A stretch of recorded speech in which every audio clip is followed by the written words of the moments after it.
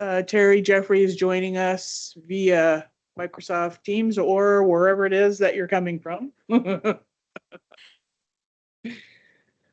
Okay, Manager? here it comes. All right. Are you ready for me? We are. Okay. Managers, President Patterson, managers, and interested stakeholders. So I am going to present to you a draft preliminary budget and levy for the 2027 fiscal year. Kind of as a reminder, this is the last budget of the current plan cycle that we are on. There are a few things that we want to accomplish in the 2027 year. Some of the earlier slides are going to have some things that are going to be some sticker shock, but bear with me and we'll work through it. Come to the end, I think we'll be happier about it. I would ask that you ask questions as we go through this. I'd kind of like it to be a discussion, get your thoughts on it. But also as a reminder, with our new schedule of meetings, our September meeting will be after the September 15th deadline to get our budget and levies submitted to Carver and Hennepin County auditors. That's why we're coming to you in June, when we typically would start this in July, because we'll either have to have a special meeting or we will have to approve the budget and levy at the August meeting. And we'll also have to have a public hearing in there to take comment on this as well. So with that in mind, I'll go into the budget again. There's going to be some moments where there'll be a little bit of sticker shock, but we'll work through that. Don't want to bury the lead, so I started out by showing it the damage. So you make that bigger? Well, you don't need to see this table. This is just the existing plan that was there, and no, I won't be able to make things much bigger. This is that page that you're looking right now is just a page from our existing plan that's going on now. So these last 10 years, what I really want to just is lay the groundwork for the 2027 schedule. So these last 10 years have been really typified by growth. So we've developed a lot of new partnerships. I don't think I need to remind many of you that we did not always have the best relationships with our partner municipalities. But in that time, we have developed new partnerships, one of them being, for instance, the chloride management. We did the Metro-wide chloride initiative. We gave grant funds to the city of Chanhassen to build a brine manufacturing facility and to calibrate all of their augers. We are working with Chanhassen, the Lewis Lake Conservation Alliance, Carver County, and Hennepin County, and the city of Eden Prairie to do AIS inspections at Lake Riley, Lotus Lake, Lake Ann, and Lake Susan, and other partnerships that have been developed on it. So those did not exist when the plan started and have developed over that 10-year span. Then there are the projects that we have already had programmed, but perhaps have changed in scope, such as, or just came into existence through plan amendments. So there's the Spring Road Conservation Project, which will have to be budgeted for in this 2027 budget. Was not in 25 or earlier than that. There's the North Lotus Lake Stormwater Park Partnership Project, which was LL1 in our original plan and has grown to be a more robust plan that will provide a number of different amenities, education, outreach opportunities, as well as stormwater management and partnership. Then there's the Upper Riley Creek project that was to be done a couple of years ago, but if you remember, we worked on a design for a decant facility, and we have had some issues with acquiring rights to get onto two properties. I am happy to say that we have had fruitful conversations with those two remaining property owners, and we should be able to have those agreements in place here in the next month or two and be able to move forward with that project in the 2026-2027 winter window. And then you remember Lake Susan has come to us a couple of times with their concerns about it, and it is time that it's programmed in our 10-year plan as well. So we'll be looking at in-lake phosphorus control in both Lake Susan as well as the wetland that feeds into Lake Susan from the south. And then, of course, there's staffing and consultants that have changed over these 10 years. So in 2017, well, in 2015, when they started the plan, there were 3 full-time equivalent staff. We will have 11 full-time equivalent staff in 2027. We went from having just service learners that came from Administrator Blazer's classroom, volunteered their time for us, to we had 4 seasonals. We've gone from working with Wells Fargo and kind of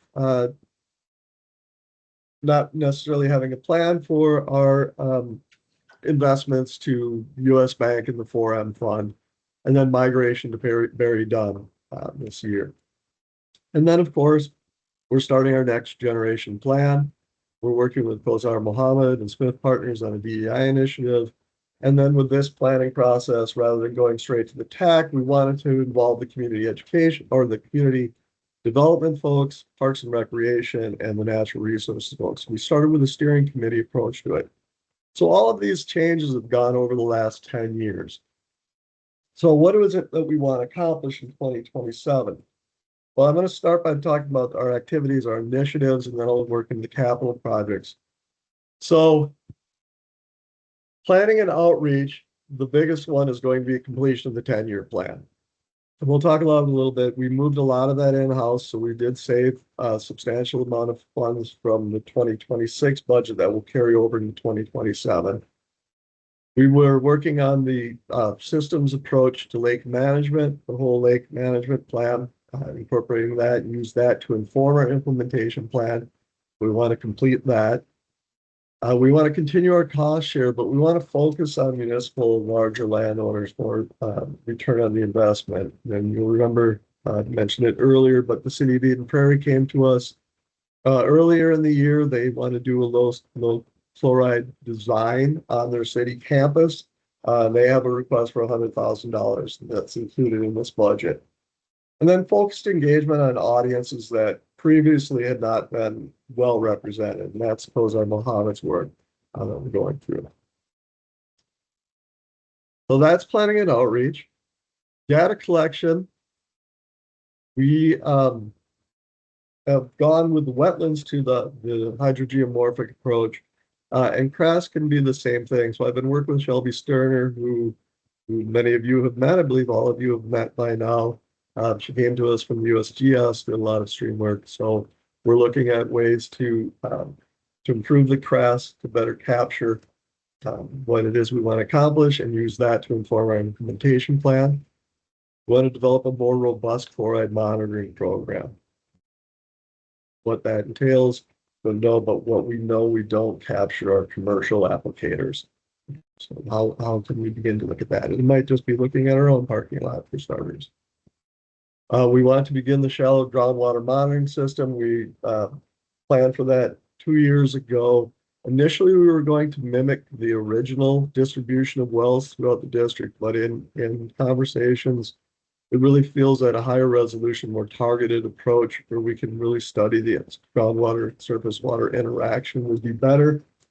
So we're looking at coupling it to our the whole lake watershed management plans that we're doing.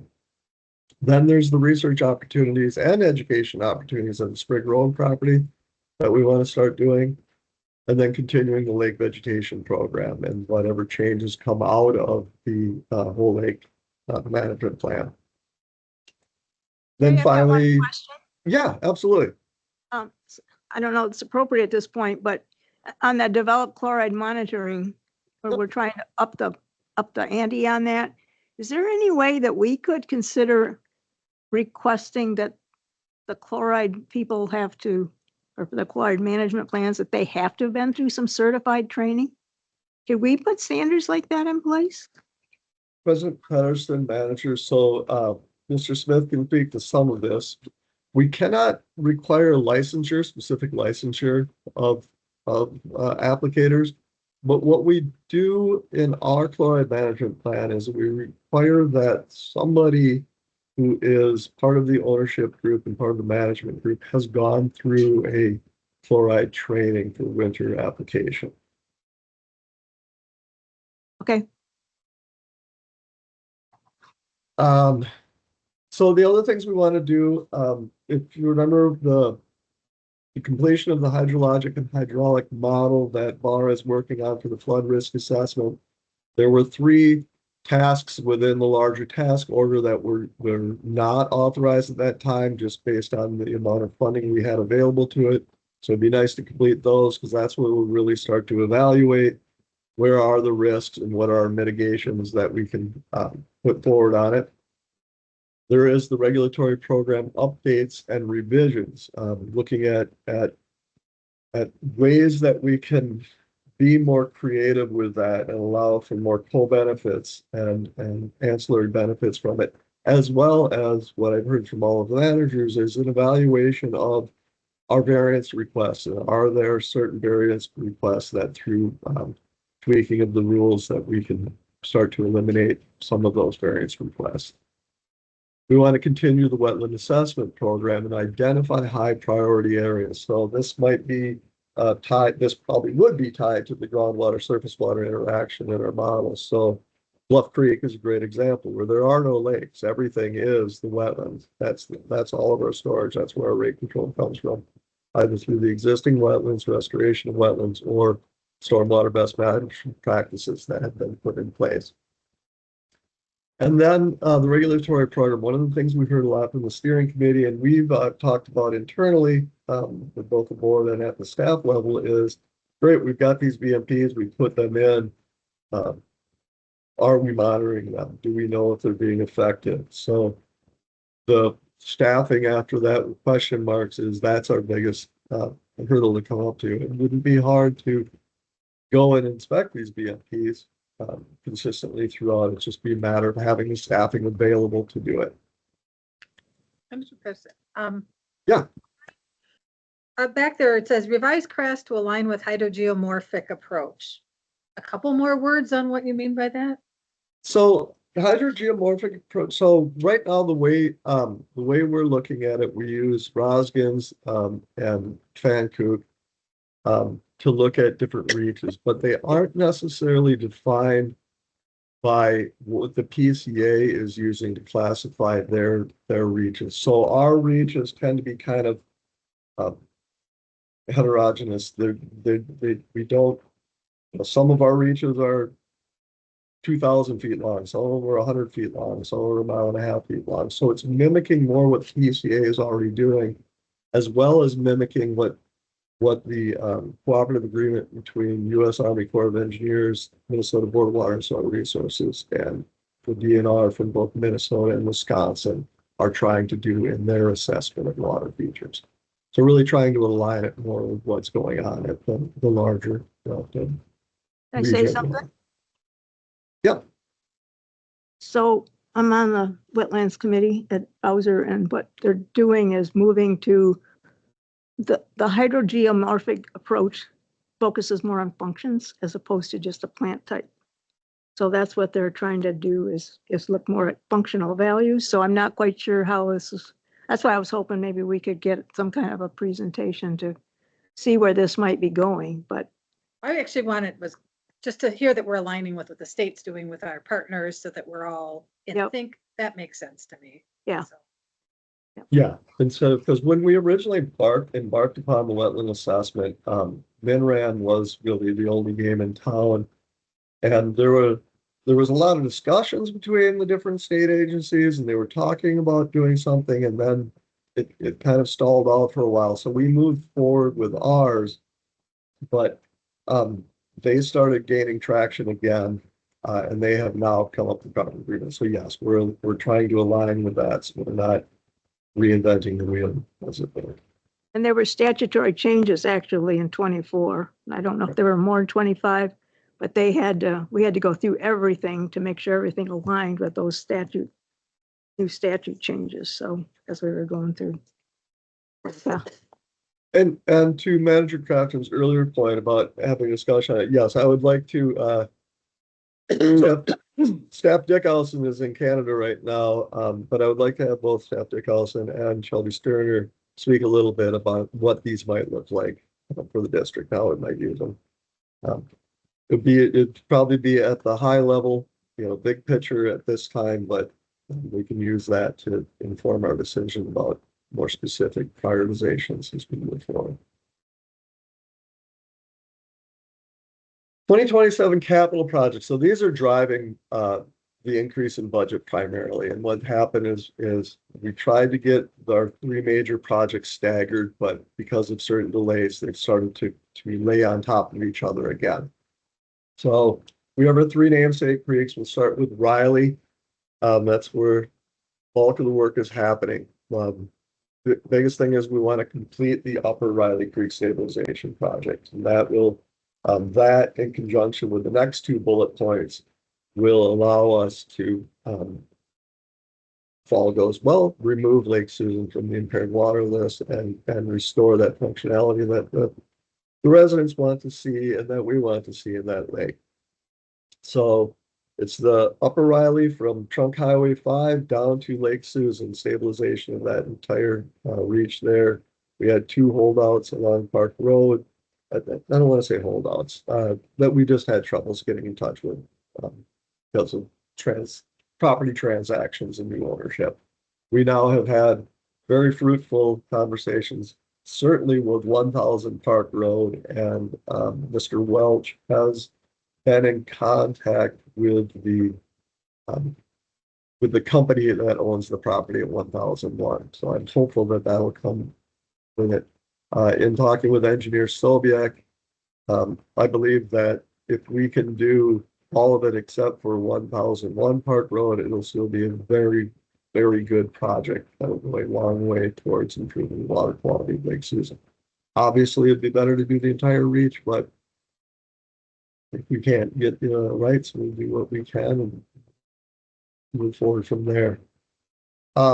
The other two then would be completing the Lake Susan inlet phosphorus treatment, as well as the preserved wetland to the south, which we know is a significant loader into Lake Susan as well. That would likely be an alum treatment in addition to. So we would like to do them concurrently, just because of the economy of scale. Then beginning restoration of the Spring Road site. So Hennepin County Energy and Environment has applied for Lessard Sam's Outdoor Heritage Council Fund grant. We would be responsible for the cost share match of it. The beauty is Hennepin County would manage the project. I've been in contact with Carly Whitner from the city of Newton Prairie, who has a similar relationship with Hennepin County on one of their parcels. She had nothing but good things to say about their communication and the way they worked with them. And the other nice thing is because this is, it'd be joint between Eden Prairie, us, and Hennepin County, we'd have access to additional seed sources that we could use on the site. And then covering debt service on the bond. I have taxes in there, but we'll talk to it a little bit. I'll when we get to the payment of the bills at the regular meeting, we have until July 1st to get Hennepin County to take the taxes on Spring Road off the rolls. So hopefully that would free up some money for us that right now is committed to the taxes on that. Purgatory Creek. Any questions about the Riley Creek project? So Purgatory Creek is primarily going to be two things. One would be the completion and construction of the North Lotus, completion of the design and construction of the North Lotus Lake Stormwater Park. I am meeting with the city of Chanhassen next week. The engineer Sobiek, myself, and Fred Rezimowski are meeting with them to go through some finer design elements and how the trail would be. We have a agreement that has been drafted that we are presenting to Chanhassen. Our hope is that that agreement will go to both their council and this board in July, and we can move forward in earnest with the project. We want to get this project done in alignment with their road project. That's part of the urgency for this. Remember, they've been before us a couple of times talking about this project. So like to begin construction, probably early 28, to be honest. I might be a little optimistic in fall of 27. We complete the side in 27. Project in, oh, no, excuse me. Yeah, fall of 27 is fine. This is 26, isn't it? And then this one has been on the books for at least 7 years now, repair of the berm in Purgatory Creek Recreation Area. And this is money that we carry over every year. Shauna Capron and myself met with staff from Eden Prairie. They are prepared to move forward managing the project, and we would be helping with the costs of the project. So that would get done in 2027. Because of the budget levy that I showed you, I am suggesting that we push the work on Upper Bluff Creek back out until at least 2028. Although we probably would do some design work in 2027. Any questions on the capital projects? Okay. So there it is. Here's the ugly truth. So the budget would be a 22% increase, $8 million. The levy would be almost 40% increase, 5.77. That's if we kept the reserve or cash on hand exactly as is. But go through this, and there is a way that we will not have to do this. But I didn't want to bury the lead or make it seem like, yeah, this is all easy. We can just do this. So first, kind of a breakdown of our expenditures. So I categorically speaking, I think we're where we want to be. 55% of our anticipated budget will be spent on capital projects. A little less than 10% will be on overhead costs. I'd like to see that done a little bit more than that, but in general, I think that's sitting well. Personnel costs, and that includes all the manager expenses, education expenses, an assumed increase in insurance again, as well as cost of living and every step increase for all staff accounts for 17%, and then district-wide programs, which is our education outreach, our data collection program, that fits in at 19% of the budget. Any questions on that? What did you end up putting in for a healthcare insurance increase for this year or for next 11. year? 11%. 11. Okay. Yep. Thank you. I'll check it Yep. out. We do last year. We We figured out 15, if I remember right. Yeah, we put in 15%. I believe 11% is what we ended up with. Yeah. For the So we increase. ended up for a little less. Yep. Okay. For this year when we were budgeting. That. Okay, good. Okay. Here are the line items within it, and this is, please feel free to jump in with questions you go through. So I'm going to go through these same categories though, but as a line item. So what's being shown to you, tables from the spreadsheet. So obviously there's the titles and the fund number, but the first numeric column is the 2026 budget. The second column is the proposed 2027 budget. Then what we expect to carry over from 2026 into 2027, and then the amount that would need to be levied to make up the difference. So for operating costs, we don't anticipate anything carrying over. We will spend it all. So we will need to levy all of it. That levy amounts to about $2 million. But in general, they stay consistent throughout. Board of manager expenses go up a little bit, but that's only because I think it was under budgeted in 2026. Facilities, that additional funding you see in facilities is to fix all those lights that aren't working above you right now. Good to have that again. Professional services does decline a bit. But a lot of that is due to having the operations manager in place and being able to have her take on some of those responsibilities that we're otherwise outsourcing. The district-wide programs were decreasing approximately $250,000. And that decrease is coming primarily in the 10-year management plan. So being able to do that in-house as much as possible. That we can. There will be some engineering expenses that we're gonna have to take on as they update certain parts of the chapter, of the existing additions and the whole lake management plan. Otherwise, it's remaining relatively consistent. I've left in some money, $2,500 a year, $5,000 there, to kind of finish up some of the initiatives that we've started this year. Just to carry over, we may not need that, but again, nominally, that's not really significant compared to the overall budget. Community resilience, that one, so the reason it shows the way it is, we have not spent the money yet, but BAR is working on it right now, so we anticipate we will have spent almost all of that fund by the end.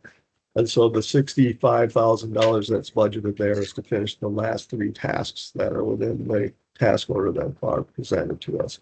And that's really to look for the mitigation areas for the risks that we find through that.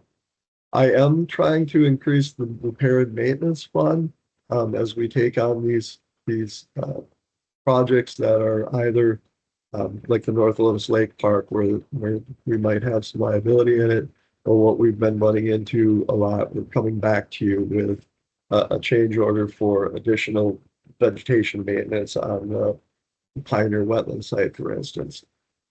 So we would like to build that up. That was another thing we also heard from the steering committee. They would like to see more programmatic agreements and see where the watershed district could be more helpful with meeting their MS4 requirements on some of these things. So that's something we can talk through as we do the plan.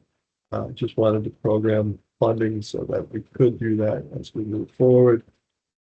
It would seem like that is a priority because that can really help with goodwill as we're trying to develop these relationships. And I would partnerships. agree. The other thing we're running into is, if they aren't effective, we would like to be able to address them. The spent lime facility is a good example of that, where it was a good idea, just hasn't worked out as well as we had hoped. So it'd be nice to have funding to be able to do these. But yeah, the goodwill is a big part of it. Our conversation with cities in almost every instance has never been that they don't want to put something in. Not always, but they are typically happy to dedicate the land to putting a feature in, a best manager practice in. Their concern is the long-term financial liability that they take on with that. So I think as we go through the next iteration of our agreements with them, we'll look at that more closely and bring it back to the board and come up with ways to reduce that risk or to share that risk. So just a question to clarify for me, when you're listing the estimated carryover, are you estimating that from the end of June or from like the end of May? So this is April 31st numbers. Okay. But I am able to kind of look forward and say, well, I know that we've got this expense coming up at this time. So I'm fairly comfortable with them. I would not say, but the next time we bring it back, we'll be with updated numbers. We're going to have a little finer resolution. But yeah, right now this is based on April 31st, 2026 numbers. Did you secure the PRAP grant? We've talked about that for over a year and set that felt that was a priority for us, Yep. especially building some cohesiveness in our board. Thanks for bringing that up. I forgot to mention that. Yeah, so that is part of that other general expenses, our match on the PRAP grant. So I did talk to Jen DeLume about it, and it's constantly open. So yes. Sooner than later. So I'm hoping that perhaps as part of our October whole day thing, maybe we can do something at that time, but yeah, so we're looking into that. So Terry? Yeah. So I just throw out my refrain on looking at quarterly, 1 year forward-looking cash flows. Because right now, this is based on balancing all these things. And so right now we're taking a stab at the next year out. When in reality, we should be always looking a year out, at least a year out from wherever we are at a point in time. So I'm hoping that when we establish our first quarterly review of projects, part of that be looking at the 12-year forward cash look. And that should give the staff, Terry, as well as the board, a greater comfort in knowing, just talking about grants, 3 months from now, 6 months from now, we're going to have a better idea what they are, but we don't know what they are now. So it's hard to plug that into a cash flow estimator because we just don't know. So anyway, what I'm saying is that we'll do a look at the details of the projects, get Scott and Bar involved with that heavily, as well as looking at the forward cash flow. Again, it's looking at the timing of project as we progress through the year. And so that'll carry over into the following year as well. So that's one of the near-term things we're working on getting into the system. As part of that, I mean, given the amount we're spending on rent every month, and given the huge amount of reserve we have carried for a number of years, $7 million, are we looking at any of that? I know there's some bonding opportunities, but it seems like we ought to be factoring some of that into our cash flow. I think that's what it's going to come down to. But I guess what I'm saying is that if we have a quarterly review of the 12 months forward cash flow, it's going to give us greater confidence that we don't have to have an abnormally high reserve. And the high reserve is there just because too many unknowns a year in advance. Yeah. So that should help us manage this whole budget process, cash flow, the laddering of investments to maximize those returns. So anyway, I'm hoping that this is going to be really eye-opening from getting a view of where we are and always looking out. Especially if we're going to ask for a higher levy amount percentage. I think you really have to be cognizant of the fact we've been carrying this reserve for a long time. So, Yep. Can you hear me, Bonnie? I think, well, hopefully, when we get to the end, we won't be asking for that high of a levy. So, but yeah, to Manager DeVell's point, I've been talking with Don Patterson and Joshua Manios, Barry Dunn. And that's next on our project list to do with them is to put together that rolling cash balance. So yeah, so in August, when we sit down and we talk about where we're at the project, we'll be able to project through the following August what we're doing, and then come back in December and be able to do the same thing. So yes, that will be extremely helpful to investment and planning for projects.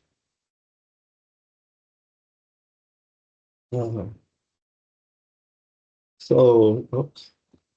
So for the capital projects, then, here's where you really kind of see the where the levy increases are happening. So Upper Riley Creek stabilization. The reason we're going to carry over 1.1 million is because we anticipated that we were going to be constructing this year. We're not.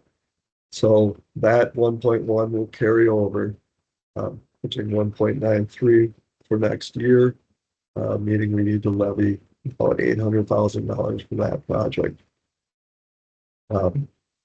The other one being the Lotus or the Lake Susan and Lake Phosphorus levy for that.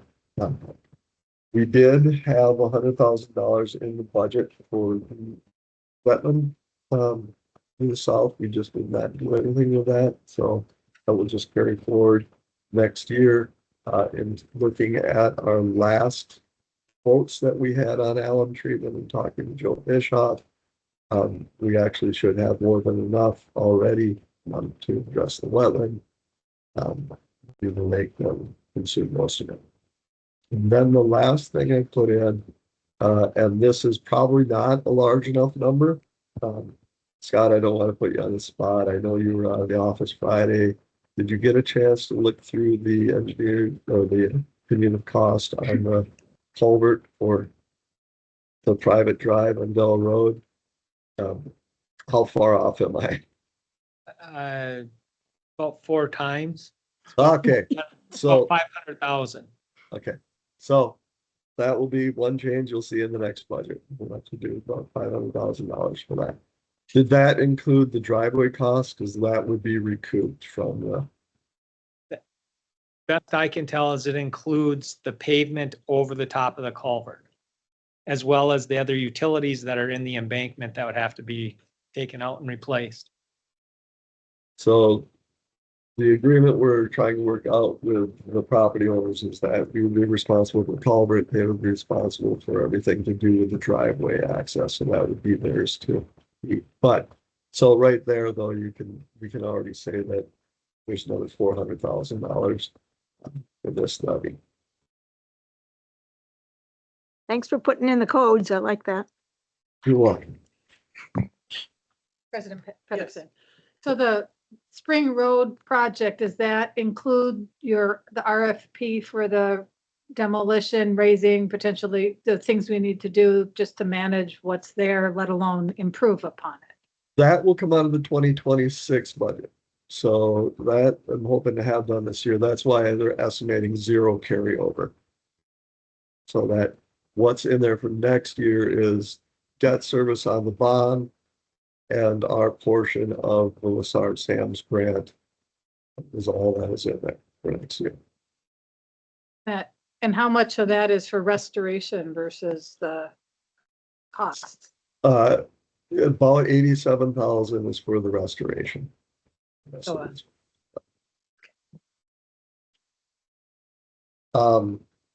The other thing that's in here, so we've moved on to Riley Creek. We stayed on Riley Creek. So yeah. Any other questions on Riley Creek? Sorry about that.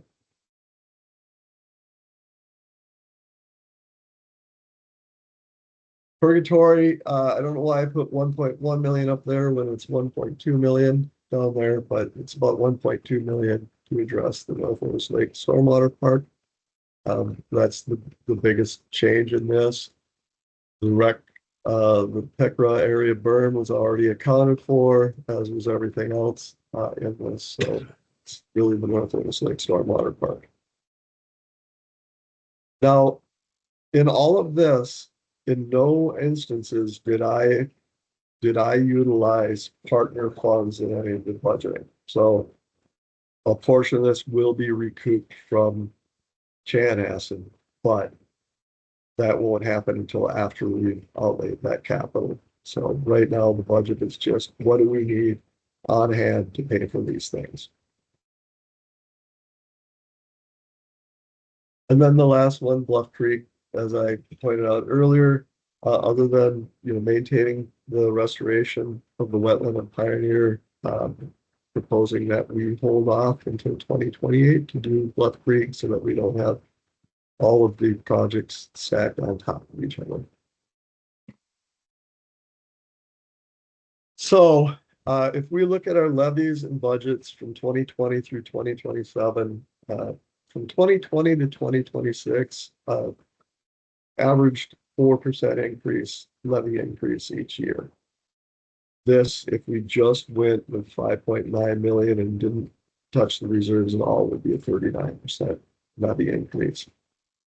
I am recommending that we do have the 22% budget increase, but on the next slide, I'll talk about how we do not have to have that large of a levy increase. It's by tipping into our reserves.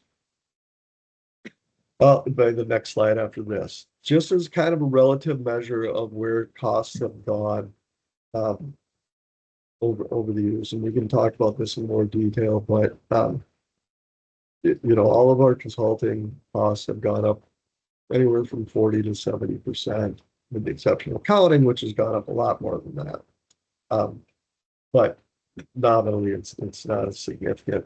Staff costs, while it has gone up 47%, in 2021, we had 5 staff. In 2027, that'll be 11 staff. So we've more than doubled the staff, and we increased staff costs by less than 50%. So capital projects really is accounting for the bulk of the increase in the budget, is what I'm driving at. All right, so if I work under the assumption that we want at least half a year in reserve, half year budget in reserve, that's about, under this scenario, $4.04 million in reserve. What I've done right now to calculate a reserve of cash in hand is this. So as of April 31st, we had $7 million in the bank. If we spent everything that's listed in the 2026 budget, that'd be $6.2 million of expenditures. If all of our financial assurances came due in 2026, that'd be another $720,000 in liabilities that we have. So of the cash on hand or what's in US Bank, there's $118,000 left over. As of today, we still have not received the 1.98 million from the Lassard Sams. I'm working with the DNR right now on getting that paid back to us. It's a long process, and understandably so, with the current environment, the fraud that we see at the state level. And then we have not received any of our levy distributions yet. So that is roughly 6.1 million, $6.2 million. So reserve at the end of 2026, I calculate to be about $6.3 million. We will get levy money though, July 1, right? Correct. So, but I'm just saying that right now it isn't in our bank. It hasn't landed in the bank. So this is money that's still coming in yet in 2026. So in July and December, we get our payments. Now that 4.2, to be fair, might end up being 4.1 or something. There's always tax properties that default on their taxes that you don't see, but in general, it's going to be about that. So the table on the right, what I'm showing is the levy amount, percent change, the amount we would take from reserves to have that levy amount, and then what we would have in balance based upon the calculations on the left. So I'm going everywhere from, if we just took $787,000 out, leaving 5.5 million in reserves, we would levy 5.1 million, which would be a 20% increase, down to just keeping a flat levy, just the same as it was this year, 4.25 million. The 0% increase would leave 4.7 million in reserve. Then thinking about the $4 million of half a year. And I have the one highlighted in green, because that's what I am recommending, but it is the board's decision to make of what you want to do with the budget and levy. But if we were to allocate the 1.47 million from reserves, that would reduce the levy amount to 4.4 million. We'd leave the budget as set at 8 million, because I think all of those projects are important and need to be done in the 2027 year. And that would really leave us with a reserve fund balance of 4.9, a little less shy of 4.9 million. Now, if we just took those $400,000 that we just talked about with that culvert, we change all of that to, we could go back and either look at the 10% levy or further borrowing from the reserve fund. That is my proposed budget and levy, but obviously this is the manager's decisions to make, and I'm happy to take any input you have, make any adjustments you want, provide any additional information you want. I anticipate being back to you in July to talk about this further. I'd like to August have our public hearing, so meet us in July. If you'd like Audit and Finance Committee to look at something in more detail, we can do that as well. But really just, I would like to open it up to the managers now and get your thoughts and opinions on this and how you'd like to proceed forward. So perhaps each one of us would like to give a little bit of input about where you would like to see the levy be and whether or not you're comfortable with this, more or less.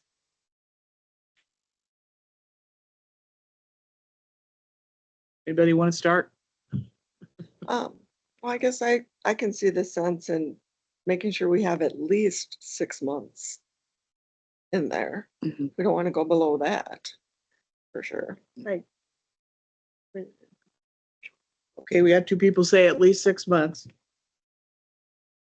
Any comments from Tom or Bonnie? So this is, we're just discussing it basically, Right. right? Right. So I think the fact that we can move these numbers around, again, to my earlier comment, if we had greater knowledge and certainty around our cash flows, where our projects flow, and we track that, this is going to be a less head scratching exercise. We don't have that right now, but I think we're could be pretty close, and it's probably not going to help us now, but it's going to give us some idea of the ranges. And I think Terry has shown that already in his previous chart. So we have flexibility, and we have to find that balance. And I would argue even that we're just looking at a 1-year levy now, but I think as we get this thing going, we're going to be able to look 2 or 3 years out with the same concept, so that we have a window planning that isn't just a 6-month window from where we are now to doing the same thing at the end of the year. Okay, so my comment is I don't think $87,000 for 2027 is enough for our new location. And I'm assuming that you have not taken into account, you'll probably be applying for grants in order to be able to do things for that, right, Terry? So I guess we need to find what that is. So for restoration, the 87,000 should be adequate. Hennepin County has kind of run the numbers. They restored that entire area that's north and east of our site. And so they have a budget set that they think they need for the restoration. Now, if you're talking for debt service on another bond to start looking at a facility, that's another animal. If our debt service right now is 360,000 a year on a $2 million bond, we're probably looking at closer to $700,000 annually on a significantly larger bond for those facilities. So I guess I'm asking for clarification of what you mean by doing the. Okay, I did not mean just strict restoration of the plant materials and the landscape. I meant, how about looking at what it's going to cost to have an architect design this for us and start working on an initial design for that? So the one quote I did get, that was about $375,000 for the architect service. I can put any of these things into the budget. When I thought about what is the most pressing 2027 items, to me, the restoration of the site and starting looking at what research opportunities was the most pressing part of it. And I'm assuming that you aren't including any restoration about where a potential new facility would be. Correct. So I am how do not- you know where the new facility is going to be if you haven't worked on it yet? I don't understand what you're saying. Well, what is the exact footprint of the plant restoration when we don't know where the buildings are gonna go? Right. Because under the Lessard Sam's grant, we I mean, had to Need say, room for buses to come in and turn around? Are we gonna need, it's like, what all are we gonna need? Do we even know that yet? yes, here's why. Under the Lessard Sam's grant that we got, we had to dedicate that portion that is encumbered by the Lessard Sam's grant. So the restoration is for that area. And then we have about a 3.1 acre campus that we can, that is not part of the restoration plan at all. That's That's- outside of the Sargent grant encumbrance. Yeah, that sounds good. Thank you. And Yep. I guess from my point of view, okay, I look at a homeowner, I'm budgeting, and we have had incredible growth. We added this project. You've got a lot of time-sensitive projects in 2027, which you've explained why this year, but I feel like sometimes our eyes we want to do everything. And I feel like a lot of times we want to do too much too fast. And I want to keep in mind what the world is like for all of the taxpayers out there. That if this is a one-off year because we have all these things coming together, but new initiatives, and I need to hear more about how this is going to turn into our next 10-year plan. It's hard because we're ending one and then moving into the next one, but that we're sustainably not growing and maintain an adequate reserve to do all the extra things that come up, that seems all, regularly too. That is a good point. It would be nice to see what we're thinking about doing in 2028 and to make sure that this is a one-off and that we can start building back a little bit more reserve after 2027. I mean, it's right now I don't have, other than Bluff Creek, what are we doing in 2028? So it'd be kind of nice to know a little bit of the future. Also, a little more information, maybe have architects come in and talk about different plans that they're thinking about, so we have a little better understanding of what they're doing. And We have the budget to move forward with that right now. Well, not right now. That's Right. I mean, it's like, Yeah. I hear you want to let's do this. And how does that work with our facilities, with our lease? We need to get the property taxes? Are there other things we need to work on first and get our budget in line? I don't, it's like 39% is not okay. 22% is not okay. I think as long as you're trying to get a better lease agreement going forward, starting next year, so we can maybe save a little money there.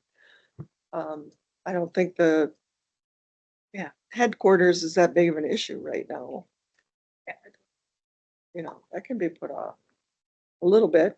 I guess where I'm coming from is I have been part of way too many projects where there is no planning about how or where you're going in the long run. And a lot of money goes into the outside of it. And when the building actually goes in, there's some loss of money because you didn't adequately plan.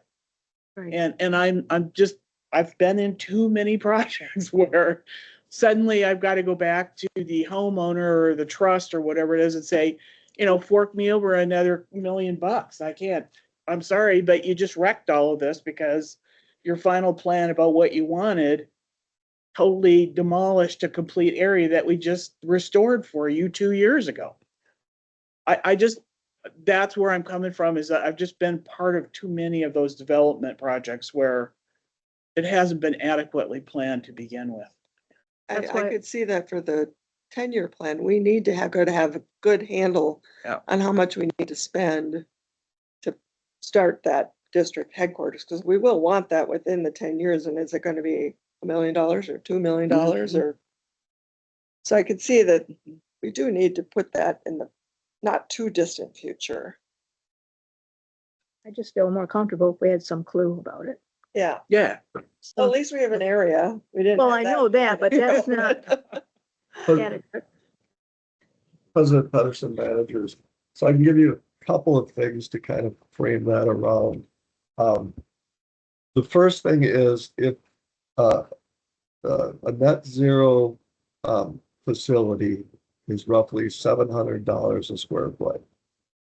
Our current facility is about 8,000 square foot. I am estimating with growth and with having a community space that'd be about 10,000 square feet. So now you're looking at a $7 million building. So that's the first thing. Now, obviously, we can, as we go through the design, there are things you can change here and there, but I don't think you're probably going to get below 5 million on the building. We bonded for Mr. Smith, I forget what our bond amount was. Do you recall? Gonna guess 2.7, but I can't remember. Yeah, it's right around there. So about half of what we would need to bond, and that's a $360,000 debt service. So you, I'll be looking at $600,000 additional. So we're looking to get close to $1 million a year in debt service. That no, and these are, you know, this is without issuing bond and knowing what the rates would be, but just going off of the bond that we currently have. The, we could budget, say $150,000 for an architectural firm to come up with the conceptual design of the plan. So I mean, that might be an option if the managers want to entertain that. You could certainly do that. I've already talked to several architectural firms that are interested in doing that. Stanley being one, and then we had Manager Bell, blanking on the name, they had Allianz or something of that nature. Allianz, kind of like the insurance company, but different. So there are firms that are interested in working with the board on concept, and I would see that being more of an iterative process, you know, sitting down with the board, kind of going back and forth with the ideas you want. So I would lean towards the concept phase at this point. I think for some of the reasons the managers brought up, I think bonding that much at this time for design would be rather unpalatable. But that's my opinion. Again, it's the board's decision. I like that. The concept. Yeah. I do too. I like the concept. idea. I think, and for me, I would not even do that till the next, not in the next years, because this is still the end of the 10-year planning. So that's the next 10-year plan. I think getting it cleaned up, doing the restoration, we're putting money towards it within this 10-year plan that wasn't allocated. That's my personal opinion. I feel like that's starting with the architecture. And as long as you've got that, you know what the campus is, the rest we have to do it according to the grant. So our space of where we do it is defined by the grant. Yeah, So I that don't know, I helps. feel like some way that deals with your immediate issue about not wanting to restore stuff that we're going to be building Right. So or might build. I don't know. again, to piggyback on, And on yes, what President Pedersen mentioned a few minutes ago about projects, looking at it today, this is what it is. And because you don't know what it's going to be out there. And there's an old business adage about once you start sinking money into it, people go forward because they've spent so much money when it's really a sunk cost. And so you have to disregard it because in terms of actually looking forward, but you think because you spent so much money, you've got to continue to spend money. And so part of that requirement is, again, we don't have the knowledge of the future, and it begs the question, at least from my perspective, we're looking at a 1-year budget here, but we should be looking at a 2 or 3 or 4-year planning cycles that relates to this, just with estimates. So again, it would resolve some of the questions we're just battering back and forth right now. And I think we could do that relatively soon. That's why I think conceptual would be really helpful, because I want input from staff. I mean, in terms of education and outreach, where we're storing the boats. I just don't feel like I'm doing due diligence unless I've got some idea about some of the details that need to be. What you're describing is exactly what our engineering and Scott does with projects, right? We start out with a scoping budget, and as we get further along, we increase the accuracy of it, and we get more details, and it goes from 30% to 50 to 90%. So we're sort of talking about the same thing here, aren't we? Let's scope this project. I think what you're saying is, let's give this a couple of months until you have the opportunity to work through. Well, not even a couple months, but Yeah. a short time period. And then he'll have a better idea of how we are actually this year in a month or two, because he's using the end of April for what it is for now. I mean, we're obviously we have a lot to kind of see what's gonna happen. And he has another 400,000 to throw in there. Sick and maybe other. So I just, adding something more on top right now feels premature. But it seems like we should be following the approach on this the same way we do with other projects. Where we start on a phased approach, Concept. Yep. idea. a concept approach, and if the concept comes into light and we see that the concept is saying this is a no-go, the way we're thinking about it, then it brings us back to the drawing boards, as opposed to sinking incremental chunks into it to the point where everybody thinks we've got to go forward because we've spent X dollars on this project. No, we should start with concept plans. I mean, that's pretty typical. Yeah. I think we have at least 3 of us who are okay with the concept plan. You have your hand up, Terry. I just wanna, so. Couple of things I heard from the managers is in one way or another is we want to know what's going to be coming up in 28, 29, 30, 31. And we will not know that Yeah. this year. We will not know that until we have developed an implementation plan that the board has agreed to.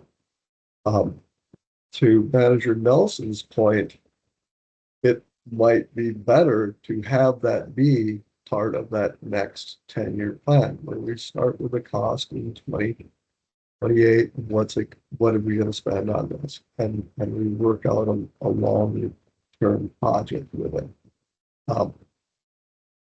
And then to Manager Develop's point, at the beginning of the 10-year plan, we put together this schedule. But again, that was based on 2017, 2016 numbers. It was not updated as the resolution increased as we got further along in design. So if we did have the cash flow that Manager Bell is talking about, we could make this document be a living document. It wouldn't necessarily reside in our plan. It would be what we're using internally to inform our decisions moving forward.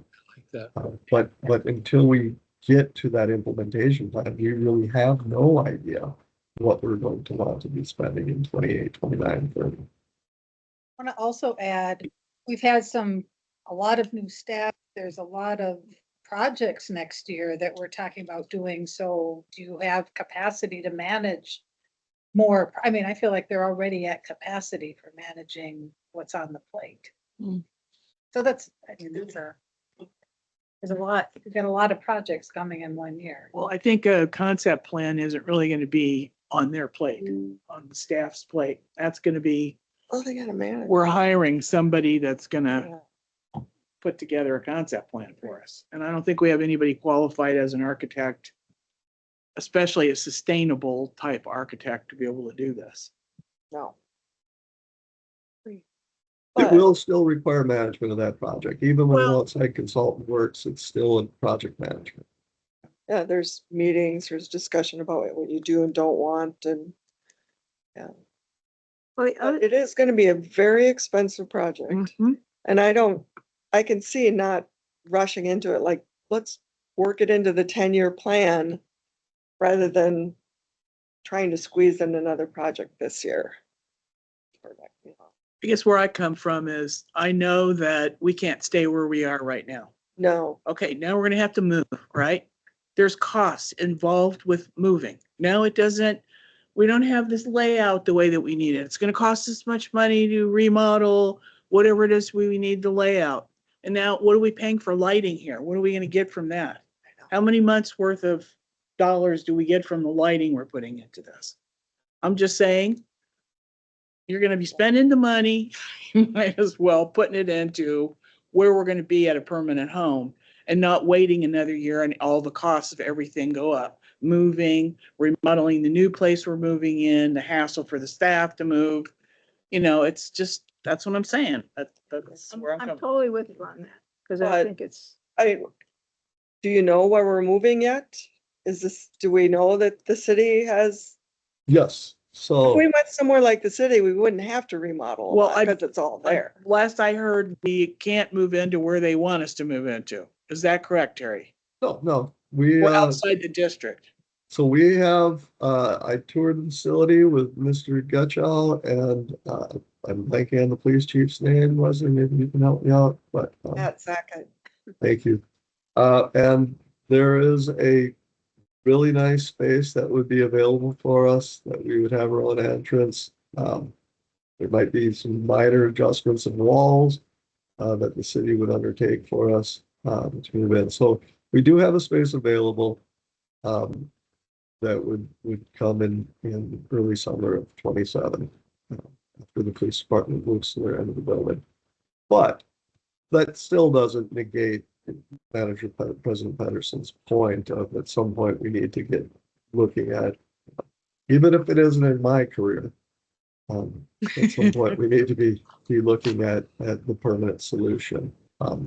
Obviously, Eden Prairie is not going to want us to come in, rent it for 2 years and then move out either. No. And they're not gonna put money into remodeling it when they know we're moving out in a couple of years either.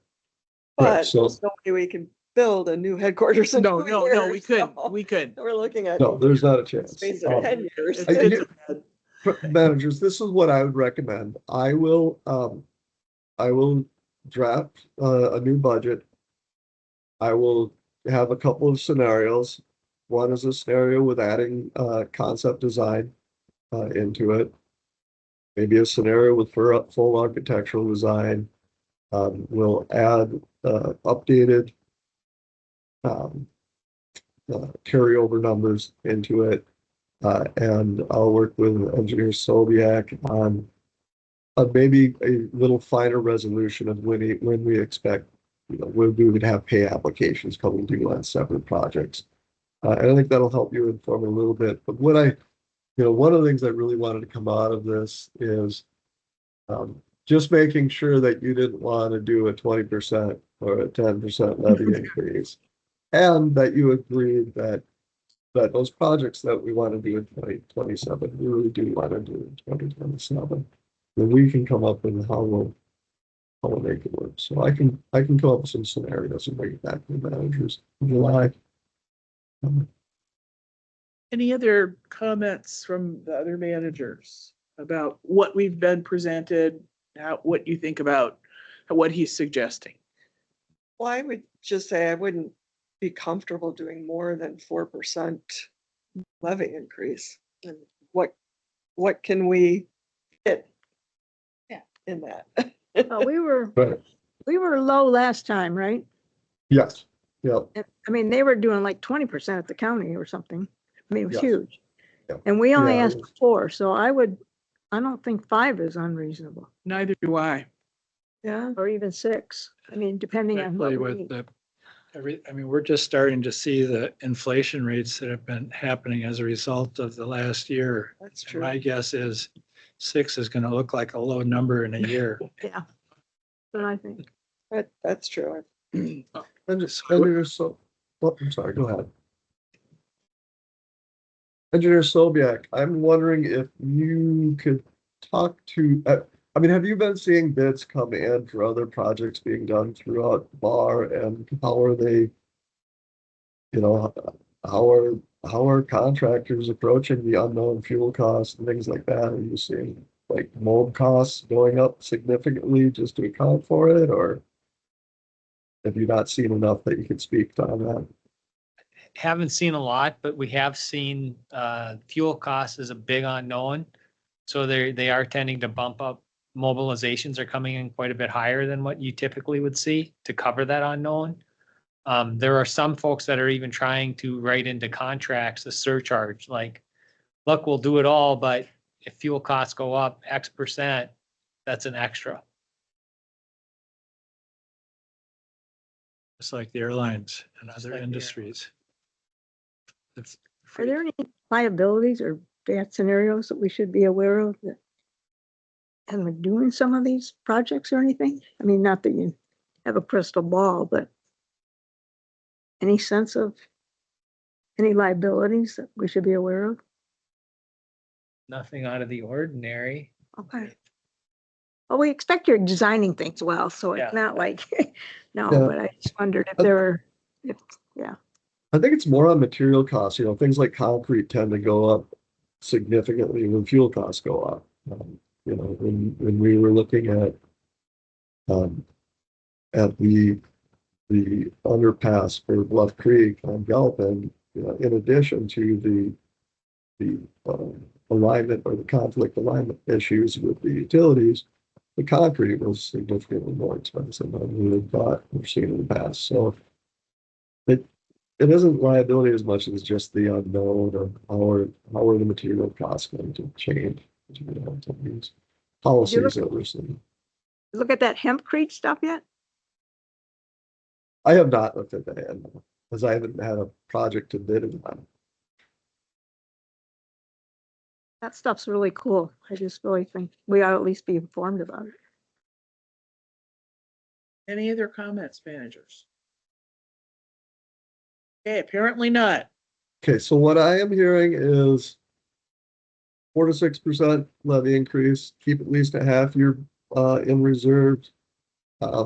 Add to it conceptual plans for Spring Lake as a scenario to look at, or Spring Road, excuse me, and then updated numbers as recent as possible, and include where we can project when those expenditures will occur. I would say that pretty much sums it up. All right. All Well, right. thank you, managers. I appreciate your time and I appreciate your input. With that, I am done. I believe Liz has some updates on the plan for you. I think you got some food back there waiting to be eaten. Thank you. Appreciate your time. Thank you. Feel better. Yeah, keep getting Yeah. better.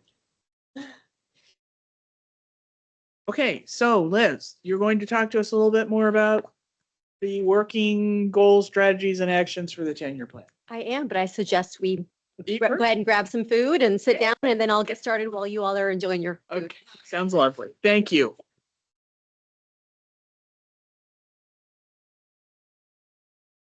Yeah, we can turn these off.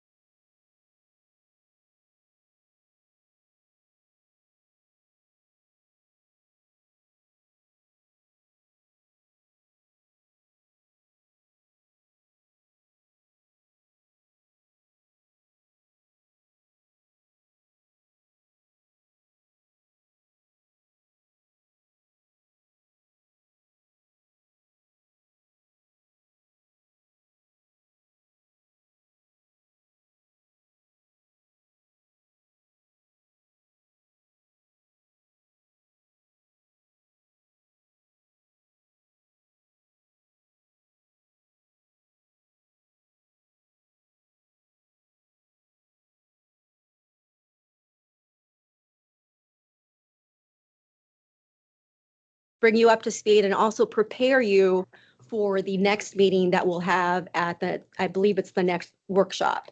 So have some homework for you to take home, take a look at, and then Good. come prepared and ready to go for that discussion. Again, that's just an overview, of snapshot of what we've been doing so far. Engagement specifically with the Board of Managers, those of you that were managers back in January of last year, we did a couple of workshops. We also invited members of the CAC as well as some staff to, again, focus on identifying the values and start to work out that mission and vision statement. The second meeting that we had with the Board of Managers, we were refining that draft mission and vision statement, which I'll bring up here later as well as what we're doing in the future. We have upcoming manager meetings as well as the October 6th retreat that we are planning the agenda for now. Other engagement that we've done, we've had various meetings with the CAC, giving them updates along the way as well. We've had strategic planning workshops with our staff, talk about prioritization processes. At our biweekly staff updates, we provide them with an update, what's going on. We've recently concluded our planned steering committee meetings. We had 8 of those starting in July of last year up through last month. And through that, some of the work that we did was help identify potential strategies and actions, which we then added to the big list that we have already been developing from the input we received before. Technical Advisory Committee will be meeting again this summer, start those series of meetings, specifically talk about like the regulatory side of things. And again, like I mentioned, we've done public engagement, online survey, as well as continuing our event tabling. So building the plan, this is a simple demonstration of we're at the top right now, kind of in the middle, working our way towards the bottom. And it really starts with that mission and vision. So what the Board of Managers had settled on, the draft that we settled on the last time we met was for the vision, an ecologically rich landscape with a restored hydrologic cycle where people and nature exist in balance. The mission statement that we concluded with from those workshops was protect, manage, and enhance, restore. There was still some discussion, which wording was better. Natural resources for ecosystem health and the benefit of all through collaboration for a sustainable future within a resilient watershed, which is a mouthful. So I think some of the continuing work that we will do is let's revisit what are the traits of a good mission statement. Includes the what, who, and the why. So oftentimes the who is implied, being the watershed district. Is it succinct and memorable? Is it short and snappy? Does it fit on the back of a business card? Is it clear and inspirational, but also ambitious and realistic? And just some example mission statements. The first one, just do it. Everyone knows that one, right? Nike. The second one, any guesses? We're in business to save our home planet. Any guesses on what company that is?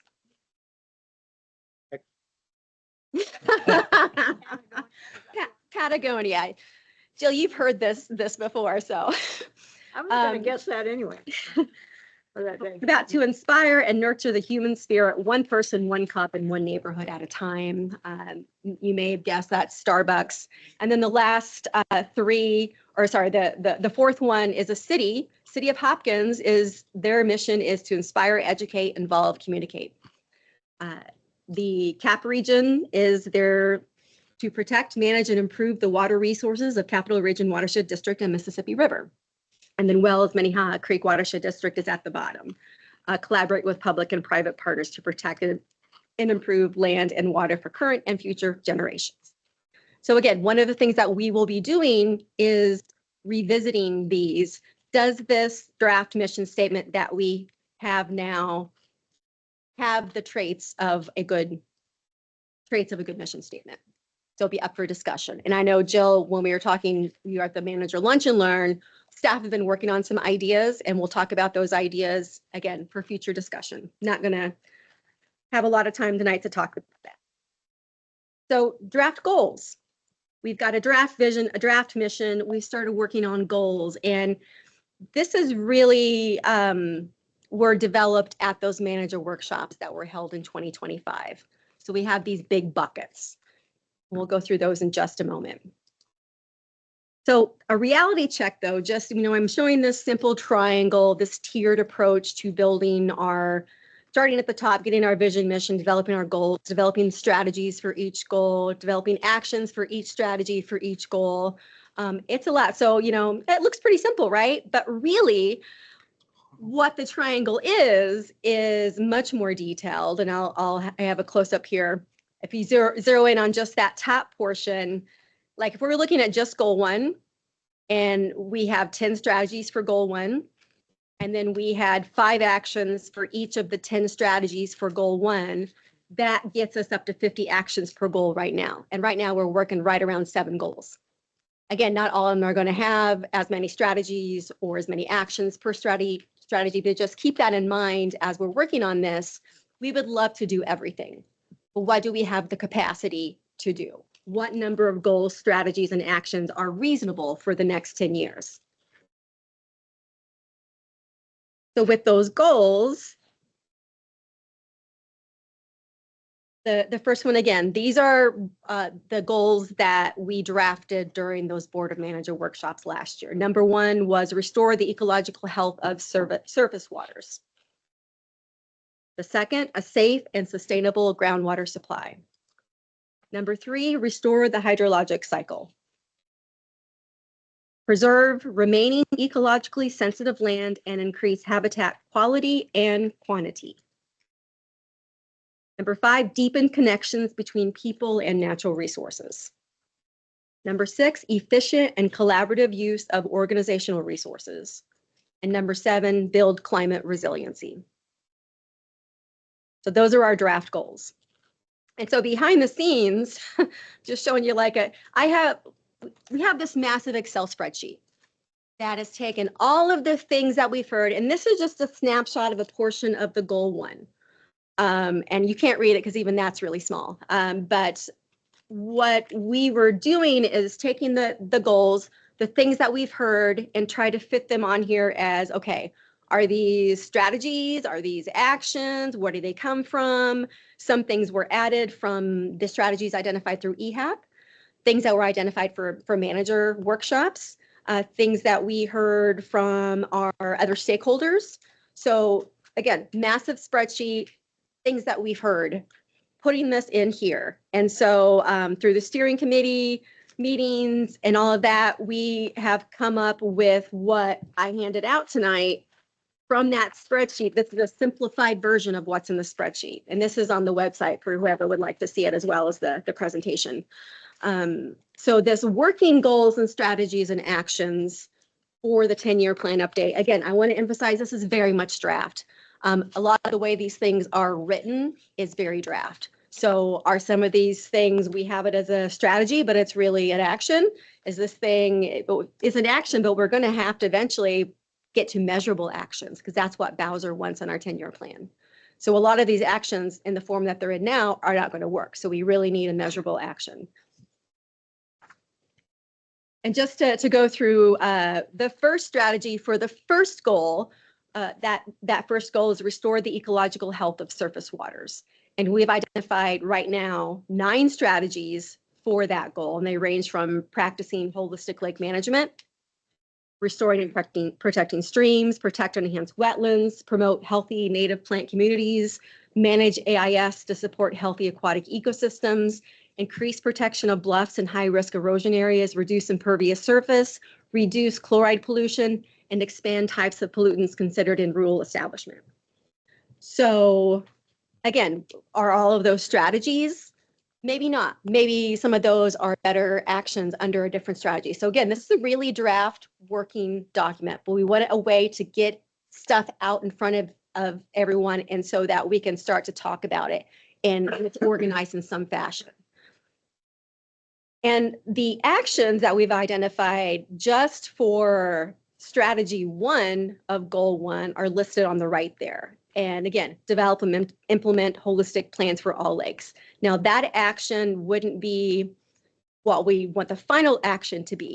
We would want to be more detailed and measurable. So like, are we developing these holistic plans for all the lakes, certain lakes? Are we going to have them developed by a certain year? So we Bowser wants us to have, again, a measurable outcome on there.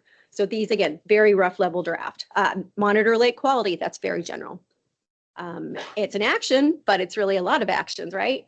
Monitor lake levels, pre and post project monitoring, broaden data collection, establish thresholds for lakes identified as vulnerable to changes in the groundwater system, which is some of the work that Joe Bischoff is doing already with our lake and watershed systems approach. And then G, update Rule C. So item G is, it's been identified as an action, but is that really something that can be done as a separate process? So anyway, things to think about as we move along, just to bring you up. And again, to have something to react to, because a lot of the input that we've received is pretty amorphous, right? We hear a lot of different things, but be able to put them down and organize them in some fashion, but just know that this is a very flexible document. This is very much a work in progress. And with that, next steps. Again, we have more board work sessions coming up. I believe we'll be starting with the next workshop for the managers to dive into. Potentially we'll be talking about the mission and vision and start delving into those goals as well. We have TAC meetings beginning this summer to, again, dive into the regulation side of things, having those conversations, additional CAC discussions, additional staff workshops. And in fact, staff, we're meeting, I believe, next week to discuss like prioritization. What kind of input will we get from staff on that? Additional meetings with staff, as well as lake associations and others. And we really want to refine those goals, strategies, and actions, and also developing those draft plan chapters, which is something that we're starting very soon. We have a lot of content, but the actual writing we need to do. So with that, that is the next steps. You all have any questions for me? Again, I know this is very high level. I wanted to be able to provide something for you to read and reflect on and bring you up to speed of what the next step is for this process. Hey, remind me again why some things are blue and some things are yellow. Yeah, on the handout, things that are blue indicate something that's rule or permit related. So those might be relevant to discuss when we have those TAC meetings or discussions between Scott and Terry. And so just kind of like, for me, this is the way my brain works. I'm like, I want to cross-reference things. And then I went through, and the things that are in yellow are things that are outreach, education, cost share related. I mean, we have an entire goal 5, which is what I call the E&O goal, but there are things scattered throughout that also relate to E&O. So goal 5 is deepen connections between people and natural resources. So I call it the E&O goal. But that doesn't mean to say you don't have E&O actions scattered elsewhere relating to some of the other strategies and goals that we want to achieve. Is this the right organization? This is just how we have it right now. So looking for input on, does this make sense? So there's a lot here. We have got 7 pages. I believe there are the neighborhood of 60 strategies under the 7 goals. And then a lot of items, the bullet point items represent the different potential actions. Again, at a very draft level form, these aren't written out as, you know, necessarily as an action, but something that we want to consider having an action for. Okay, so clearly this is like way overwhelming. Like we probably aren't going to be able to get through all of this. Yep. So at what point during this process are we going to be asked, pick the ones you want to do? That's a great question. From my understanding, at the upcoming board workshops, we'll be having dedicated time specifically for this. Which meeting would be specifically on that? I am not sure. I believe the first thing that we'll do is revisit the vision, the mission, the goals. Let's revisit those, see where we are, and then start diving into the other things. So my direction for now would be to review it. What's missing? If there are certain things that you're like, oh, we must do that, mark this up, bring it with you. Yes. So it seems like, so the watershed itself has many, many different databases storing all kinds of data. It seems like this is that on steroids. So how do you, there's got to be more than sticky notes. I mean, how do you keep track And it's more than just the meeting things. I know you take pictures and you summarize the meetings you have. So how do you keep track of this? I mean, it seems mind-boggling almost. I can, do you want to peek into my brain? I mean, I can. So It's essentially, just you'll a- have a giant database where you can look. I do, yeah, I don't, let me stop sharing, stop the presentation, and I'll give you a glimpse of how my brain works. Again, I'm not the only one working on this, but this is the portion that I've been involved in. So let's take a dive into my brain.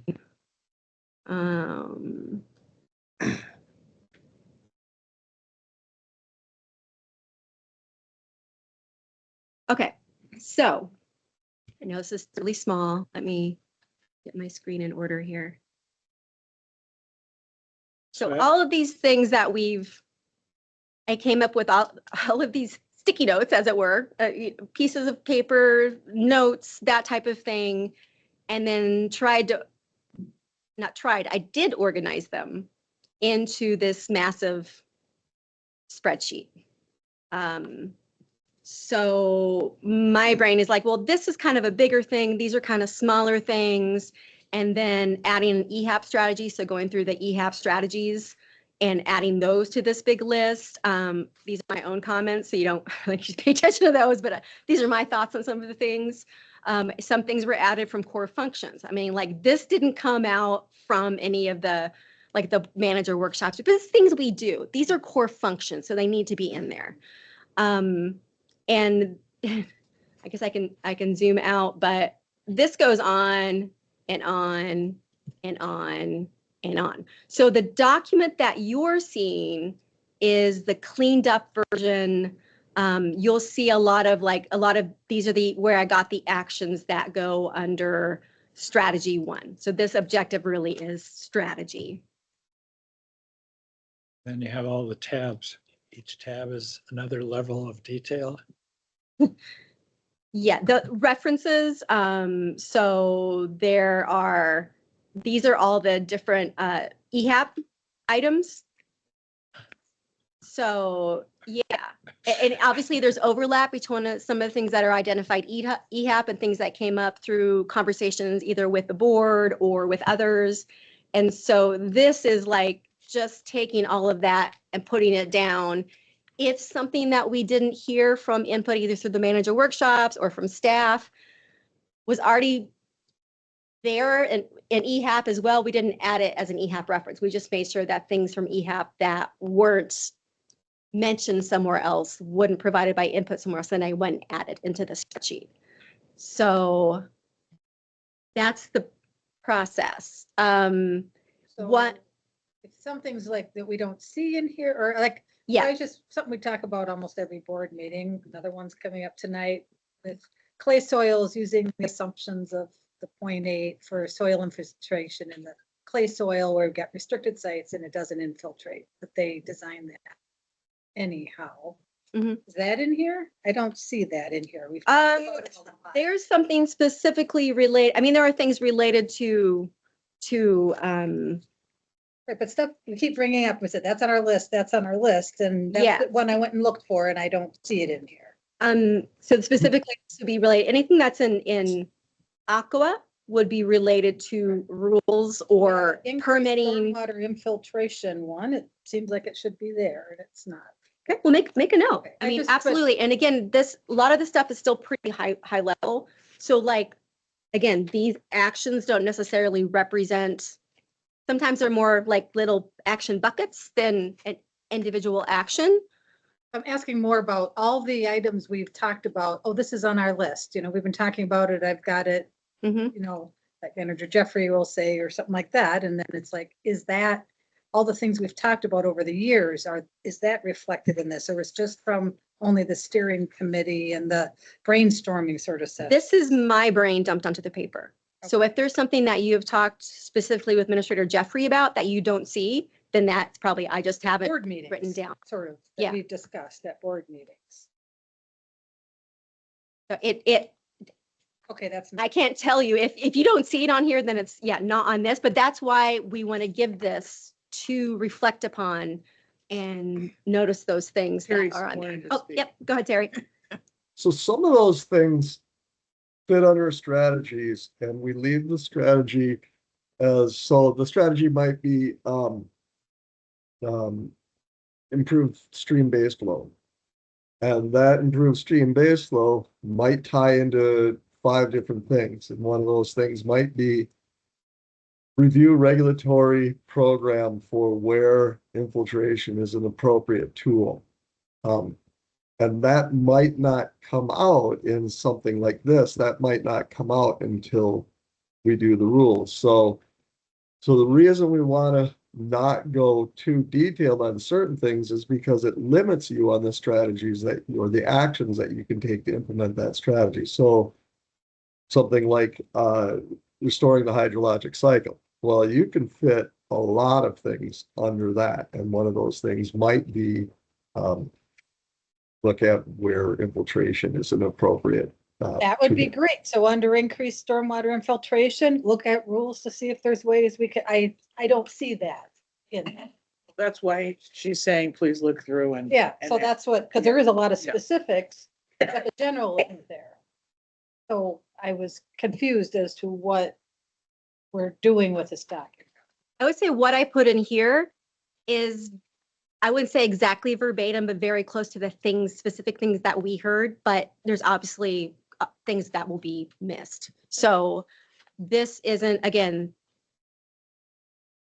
the goals are pretty tight, strategies are pretty tight, but the list of actions are, again, more verbatim what we have heard. But again, this is look at it, what's not there, we add it. Okay, so basically, all of us need to go through here and check to make sure that before we talk about this again, what's missing on your list that should be here. Well, or what's missing on Terry's list? Well, I- what's I missing prefer on- to see that, because he's the one who keeps saying, this is on my list, this is on my list. I would like to see his list reflected in this personally before I go trying to rewrite things. Okay, but my point is there are so many things. If we made this an all-encompassing list, you know, The there is generic no ver- bottom The to that. generic version of your list, it's fine. I just. I guess what I've been doing is I have a list at home, and as things have come up at board meetings, I've been jotting down what I think is important, and I see that there are a few of these that I have on my list that are on this list, so now I'm happy that they're there. So, So Go through it. some of these goals seem more like values to me. Like we value that we have ecologically healthy surface waters. And protected, restored and protected streams, but it's like, there's a whole lot of stuff here that's more siloed stuff that would actually be part of that. So like where you have